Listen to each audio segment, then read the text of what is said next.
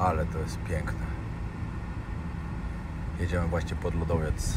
No i dobra, dzisiejszy dzień zaczynamy od lodowca Fjalsjökull. No jeszcze raz powiem. No. Fjalsjökull. Pięknie. Pięknie.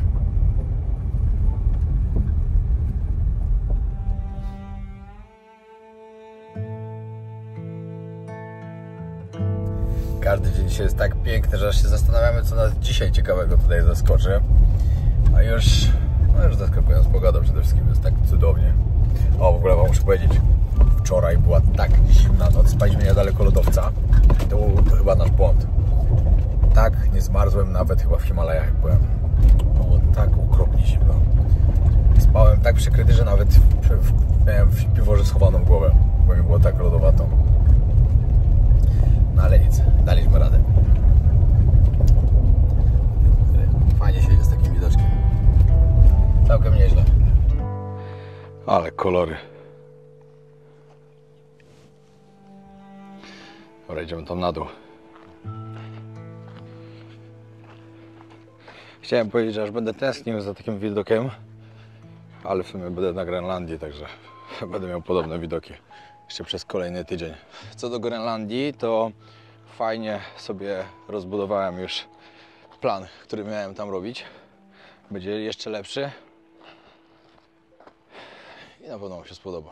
Powiem szczerze tak, Grenlandia jest okropnie droga, a przynajmniej mnie bardzo dużo wyniosła. I sądzę, że będzie to jedna z podróży, które się nie zwrócą, ale nieważne. Zobaczę Grenlandię i to jest najważniejsze. Moi drodzy, ale piękny lodowiec, ale nie o tym. Mam dla Was SHAFT 2 Golden Edition. Jest to najnowsza maszynka od firmy SHAFT. Limitowana wersja, ilość bardzo ograniczona, także polecam zakupić ją od razu. Maszynka, która wygląda tak jak żadna inna. Jeszcze nigdy na rynku w Polsce nie było złotej maszynki. Możecie zobaczyć, jak sobie wygląda. Idealna do miejsc intymnych, nie zacina, poziom naładowania baterii, latarka, wodoodporna, także możecie używać pod prysznicem. Powiem tak, jak ją ładuję, wystarcza mi naprawdę bateria na bardzo długo, także warto. Na hasło GOLD25 macie zniżkę 25% na tą maszynkę. Warto skorzystać, pamiętajcie, jest tylko parę dni na to, do wyprzedania całego nakładu, jak jest na magazynie, także warto kupić od razu. Fajna dla Was lub po prostu dla kogoś na prezent. Dodatkowo wszyscy ci, którzy zakupią maszynkę z Golden Edition z firmy SHAFT, mają szansę zdobyć sztabkę złota, ale o tym dowiecie się już przy zakupie. Polecam serdecznie, skorzystajcie z linku na dole. GOLD25. O, popatrzcie, tutaj też pływają zodiakami. Dzisiaj miałem akurat na to dobrą okazję, jak się takie wielkie bryły odłamały. Nie wiem, kiedy się odłamały, ale wyglądają na świeże, albo może mi się wydaje. No ale one w sumie bardzo szybko tutaj topnieją. To mogły się nawet odłamać tej nocy.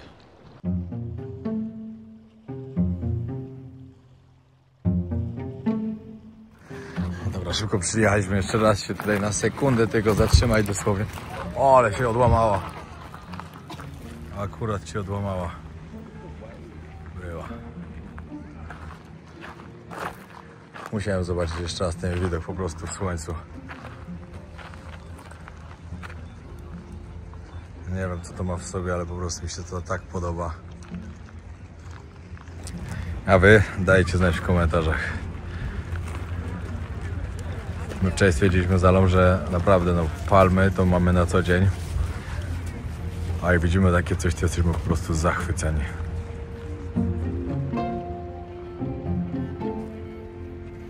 A najlepsze jest to, że dookoła lodowiec, góry lodowe, a ja w krótkim rękawku, jest cieplutko. Jest dzisiaj chyba 16 stopni, najcieplejszy dzień, odkąd tu byliśmy.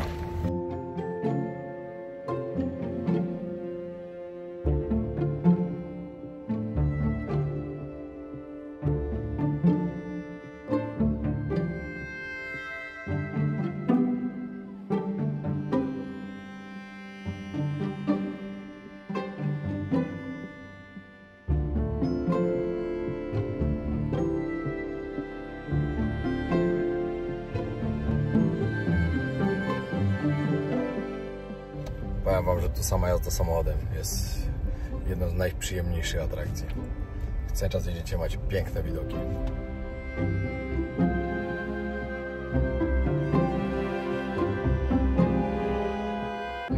Dobra, zaczynamy trekking na kanion, który nazywa się właśnie tak, jak Wam pokazałem.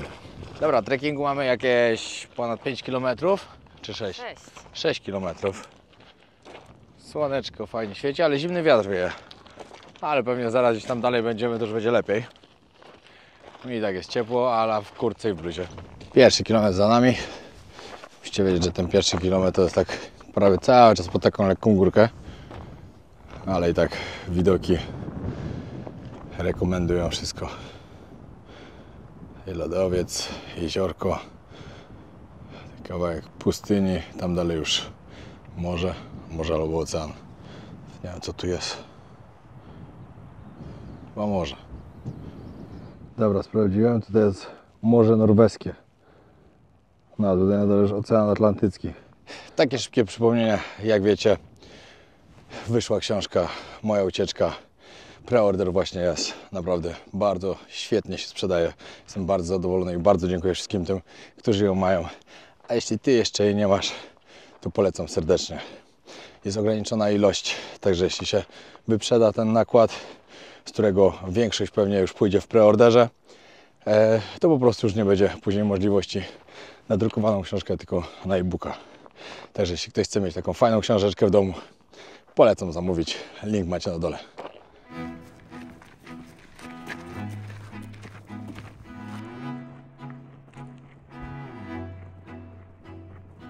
No i tak, przejdziecie kilometr. Teraz trzeba iść tu na dół, później tu do góry, do góry. No i chyba gdzieś to jest tutaj, albo jeszcze dalej się idzie, nie wiem.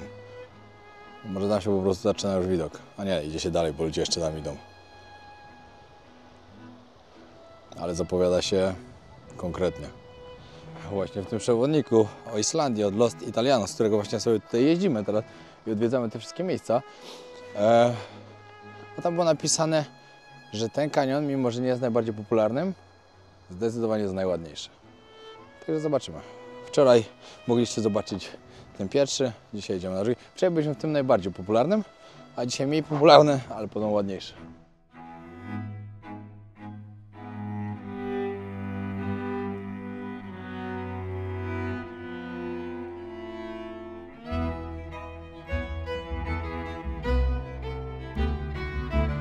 Wow! Coraz ładniejsze widoki. Tu już jest ten kanion. Oczywiście pójdę na fajny punkt widokowy zaraz. I Wam pokażę. Dokładnie tam z góry. No jeszcze dronem przejadę, ale co to wygląda bajkowo.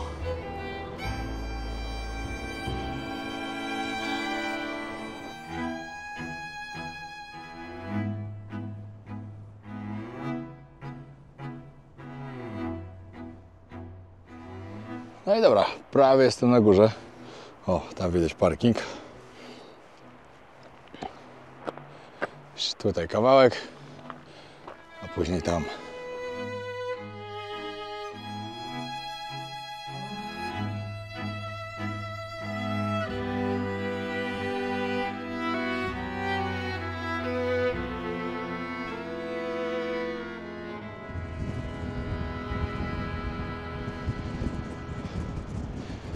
No, ale tu wieje. I proszę Państwa, patrzcie jaki widok.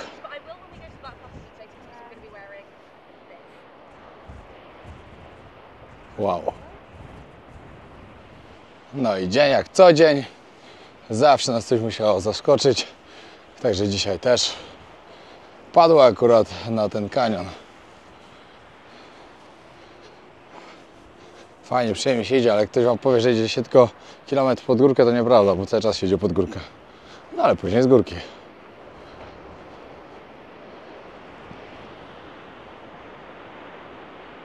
Szok po prostu, naprawdę. Jakbyśmy byli w jakimś awatarze. Znacznie ten mi się bardziej podoba niż No tamten. nie, no ten to jest niesamowity. No i to jest jedno z tych miejsc, których wystarczy sobie usiąść i patrzeć.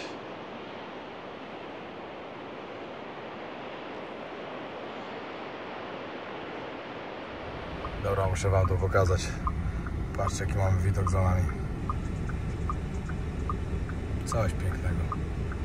No i przyjechaliśmy sobie znowu na Diamond Beach. Znaczy nie znowu, bo Ala nie była jeszcze, także chciała zobaczyć. No dzisiaj jest zdecydowanie więcej osób, niż jak ja tutaj byłem. Tajlandia bezpieczna, co? Skały. To jak na Krabi, tam...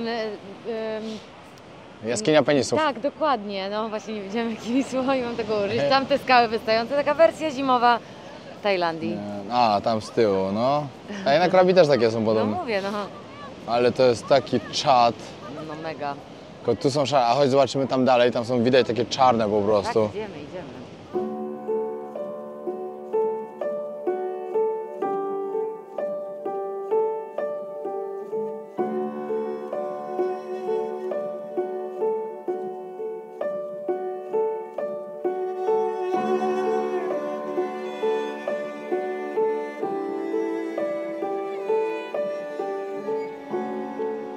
No, ale zrób coś szalonego. Ale ty jesteś szalona, ty. Szaleństwo. Ja i moje szybkie okulary. A jak?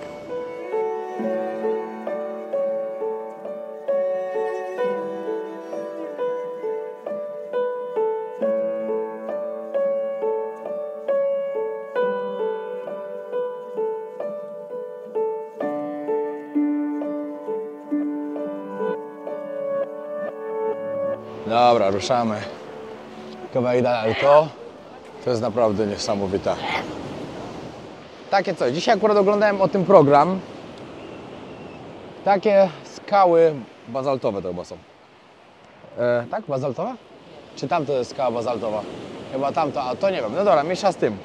Ale występują w Czechach, w Armenii, w Irlandii Północnej, tutaj na Islandii i w jeszcze jednym miejscu. Że tylko podobno 5 miejsc na świecie jest takie coś. Nie wiem. Niesamowite to jest. Niesamowite, naprawdę. Tutaj ta jaskinia też. Petara. No i ta plaża cała. Plaża, która zrobiona jest tak naprawdę z malutkich kamyczków. Świetne. 128 takich iglo zrobionych.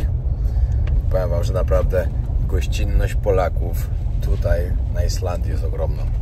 Cały czas się spotykamy z bardzo dużą gościnnością. Tutaj na przykład nocleg nam załatwił Polak, zaprosili nas na kolację, niestety na kolację nie daliśmy rady iść. Jutro nas zaprosili, wczoraj nas też zaprosili. Byliśmy już też, Dzisiaj no. byliśmy też no co chwilę po prostu lub gdzieś spotykamy.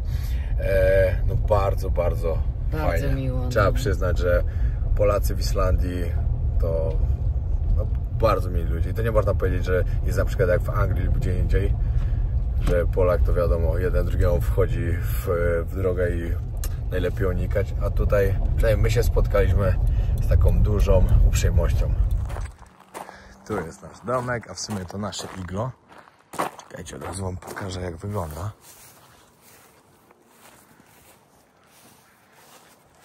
Pomyślcie tutaj w takim czymś, jak się musi zorzę oglądać, super w zimie.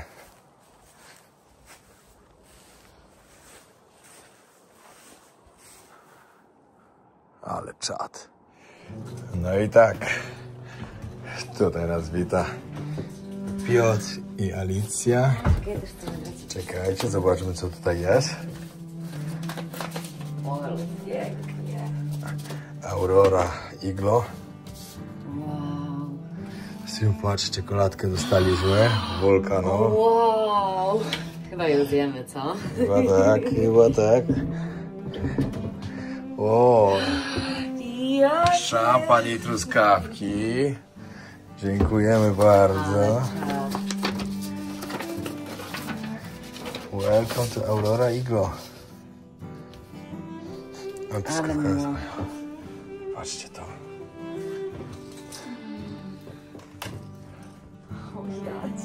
Ale niesamowite. Zimą to musi być tak niesamowicie. Tak wygląda łazienka. Wreszcie po tylu dniach mamy łazienkę i prysznic.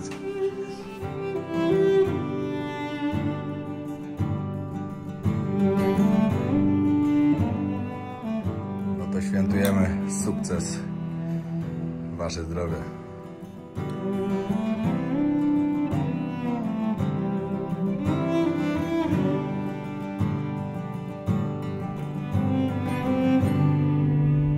Siemanko, to nasz ostatni dzień na Islandii. Właśnie wracamy w stronę Reykjaviku. Wiecie co? Wczoraj była zorza podobno. Tylko nie była taka zorza, taka piękna, ale była zorza. A my byliśmy w tej chwili, nawet nie wiedzieliśmy, no ale kto by się spodziewał normalnie, że w lipcu, w sierpniu będzie zorza. No, ale to znaczy dla ludzi tutaj podobno, że zbliża się zima, także nie zazdroszczę. No, ale szkoda, że nie zobaczyliśmy, no ale kto by się spodziewał. No jedziemy teraz właśnie jeszcze zobaczyć taką wioskę, później jedziemy do Reykjaviku, właśnie jeszcze może gdzieś mamy jeszcze cały dzień, także jeszcze troszkę zobaczymy. Dobra, przyjechaliśmy teraz zobaczyć Keldur. Zaraz wam powiem, co to jest i pokażę. 1875 rok.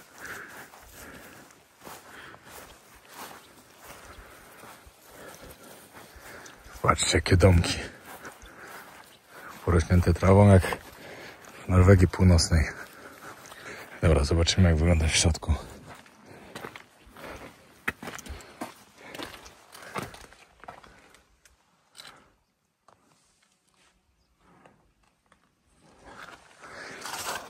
Ciekawie.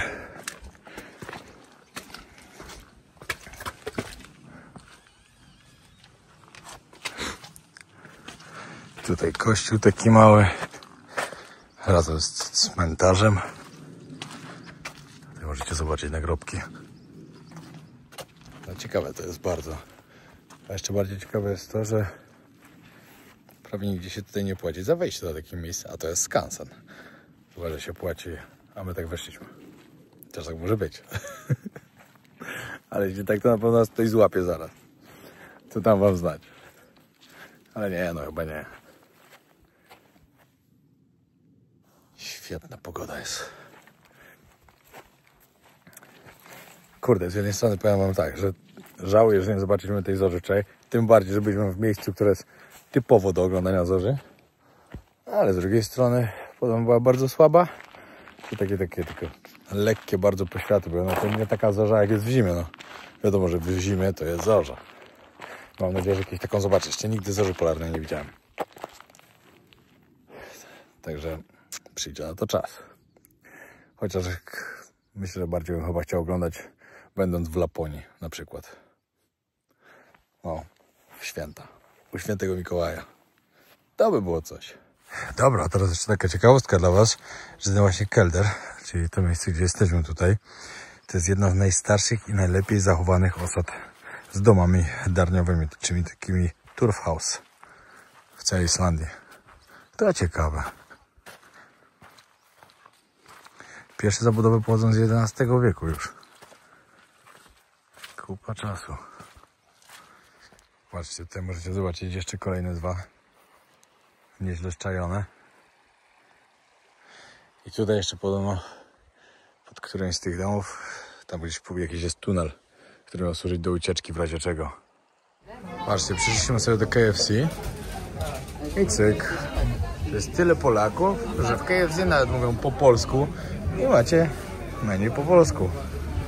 Ale serio, powtórzę to jeszcze raz. Z taką gościnnością Polaków jak tutaj na Islandii nigdzie chyba na świecie nie miałem do czynienia. Serio. Każdego z was, którego spotkałem, pogadaliśmy, przywitaliśmy się lub ktoś, kto mi cokolwiek pomógł. Dziękuję bardzo. Jesteście naprawdę świetni. Popatrzcie, jakie są ceny tutaj w KFC. Na przykład Twister najtańszy 50 zł, 60 zł, 70 zł. Zacząłem burgery. What? 55 zł Classic, Zinger 60 zł. Nie, to jest, nie jest zwykle, to jest Zinger. A, to jest zwykle. No to Ale też prawie też. 60 zł. Po ile są kurczaczki? Czekaj. Zestawy, oferty, bakety. Wow. 50 za 300 zł. Tu 15 500, 20 zł. To jest najdroższe KFC, jakikolwiek w życiu widziałem. Dobra, jeszcze na sam koniec naszej islandzkiej przygody przejdźmy pod katedrę w Reykjaviku, czyli w stolicy Islandii. No, widać tu trochę turystów. Dobra, wejdziemy do środka zobaczyć. O, tu można pojechać na górę, to o tym też słyszałem. Ale jest taka kolejka, że dziękuję.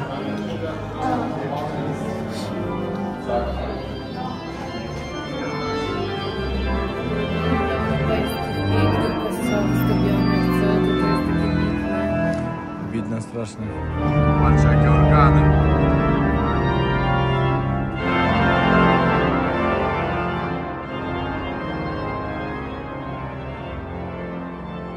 Dobra, idziemy troszkę się przejść do centrum. Patrzcie, jakie to są ciekawe. Domy obłożone blachą. Niezły design. Przyszedł Kasper do nas właśnie. Poznaliśmy się w Nepalu. Akurat on kończył wyprawę na Everest Base Camp. Ja zaczynałem wyprawę na Island Peak. I tak się złapaliśmy w Katmandu wtedy akurat. Fajnie, że przyjechaliśmy jeszcze tutaj sobie na koniec zobaczyć, jak wygląda stolica, jak wygląda centrum. Bo to zawsze też coś innego przy tych wszystkich pięknych widokach. Nie no, tutaj w centrum to jest wiele sklepów podrobionych typowo pod wikingów. No i tutaj jest ten główny deptak. Pięknie wygląda, wszystko fajnie. A tutaj wczoraj parada w ogóle była.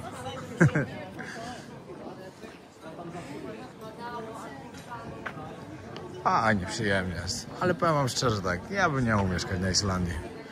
Znaczy, jeśli miałbym taką sytuację, że musiałbym fajnie sobie zarobić pieniądze, żeby mieć na podróże, to Islandia jest na pewno najlepszym miejscem do tego. Przyjeżdżacie sobie na parę miesięcy, zarabiacie, nie wiem, 4-5 miesięcy pracujecie, a później możecie sobie podróżować przez resztę roku i wam spokojnie wystarczy, no bo jak się podróżuje budżetowo oczywiście, no bo tutaj się zarabia bardzo dużo pieniędzy i to każdy dobrze zarabia. Także to jest też, jeśli jesteś młody, a mnie oglądasz, szukasz jakiegoś planu na to, a nie masz pieniędzy, żeby podróżować, poszukaj pracy na Islandii, 4-5 miesięcy sobie pracuj, a później resztę sobie podróżuj. I da się, naprawdę się da. Poznaliśmy tutaj ludzi, którzy tak robią, także się da. Właśnie usłyszeliśmy, że taka pogoda jak dzisiaj, to się bardzo rzadko zdarza i mamy szczęście duże, a dzisiaj jest 19 stopni. Najcieplejszy dzień, odkąd przyjechaliśmy.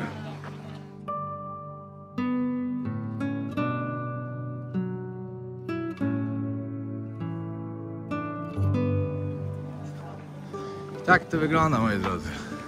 Mimo że jest ciepło, to ciężko określić. Jak ktoś by patrzył przez okno, ciężko określić, bo niektórzy ludzie w kurtkach i w czapkach zimowych, a inni w krótkich rękawkach. Też jakbyście patrzyli przez okna, jaka jest pogoda, to właśnie taka. Lavazza, moja ulubiona kawa. Lavazza i Ili i Costa. Ja mam dużo ulubionych.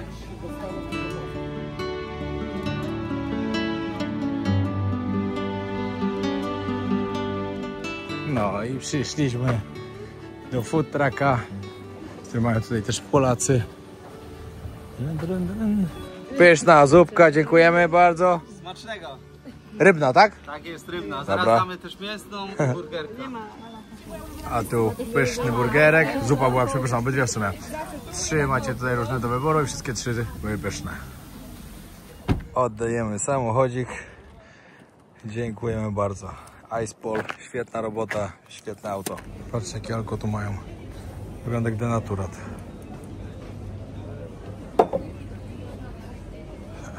Niezła. No, ja już na lotnisku. Pierwsze 3 godziny wracam do Kopenhagi. Tam 13 godzin przerwy. Później nawet... O kurde, tu jaka różowa jakaś woda. Co to jest w ogóle? Jakie tu kolory mają? A, gin. A później... Nie wiem ile godzin lotu na Grenlandię, do miejscowości Nuuk, czyli do stolicy. Co się okazało ciekawego, tak zupełnie przypadkiem wyszło? Odezwał się do mnie Piotrek Bratosiewicz, z którym się poznałem w Somalii. Później byliśmy razem w Korei Północnej I teraz zobaczymy się na Grenlandii. Znaczy prawdopodobnie się zobaczymy. Nie wiem jaką ma trasę Piotrek, bo tylko się odezwał, że będzie. Później powiedziałem mu jaką mam trasę przygotowaną. Jeszcze mi nie odpowiedział, ale ciekawie. Fajnie. Bo dwójka zawsze ciekawiej. Myślę, że gdzieś nasze drogi się na pewno przetną. No już do samolotu. 3 godzinki. Niestety nie siedzę przy oknie. Ale piękna pogoda teraz jest na Islandii. Jak się ktoś tutaj wybiera, no to może będzie miał szczęście, że się trochę to utrzyma. Chociaż pewnie nie. Tutaj pogoda się tak szybko zmienia, że pewnie niestety, ale się nie uda. Ale nam się udało. Jesteśmy bardzo zadowoleni.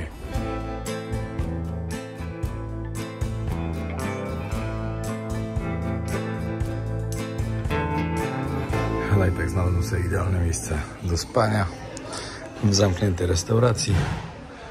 Składam się i mam z 8 godzin snu, jak dobrze pójdzie.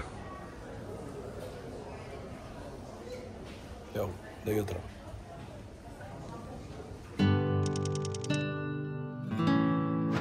Ale spałem. Powiem wam, że ludzie są naprawdę bardzo mili. Czekajcie, zastanawiam się, gdzie jestem. W Danii. No, bardzo mili, bo obudziłem się, miałem budzik ustawiony na 8 dopiero. Budzę się, a to spałem pod taką restauracją. A tu ludzie już naokoło mnie siedzą i nikt mnie nie obudził. Miło z ich strony. Nawet bardzo miło. Właśnie patrzę, muszę jakieś śniadanko zjeść. Ale on takiego tosta z Tajlandii zjadł. O. A nawet 2 i kawę. I płacicie 10 zeta. A tutaj za 10 zeta pewnie kupię wodę. Morze. Cofam to. Zadychane nawet wody nie kupię. Woda kosztuje 17 zł. Mała.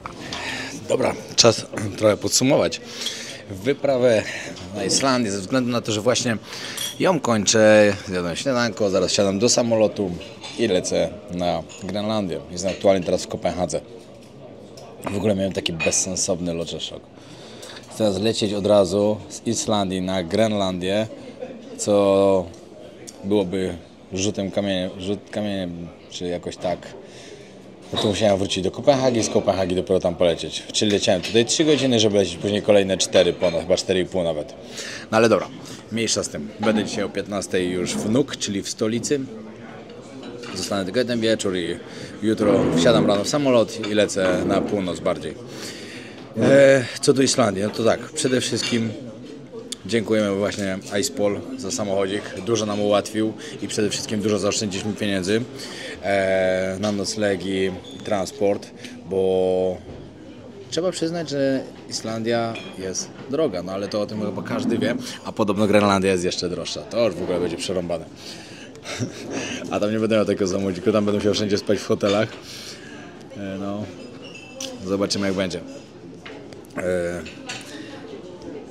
Ceny. Jeśli kupujecie sobie w supermarkecie jedzenie, albo jeśli najlepiej przywieziecie swoje, to jest najlepsze rozwiązanie, bo zawsze jak taki samochód wynajmujecie, to powinna tam być taka kuchenka, albo sobie kupicie na miejscu taką kuchenkę, można sobie wszędzie ugotować, z tym nie ma problemu.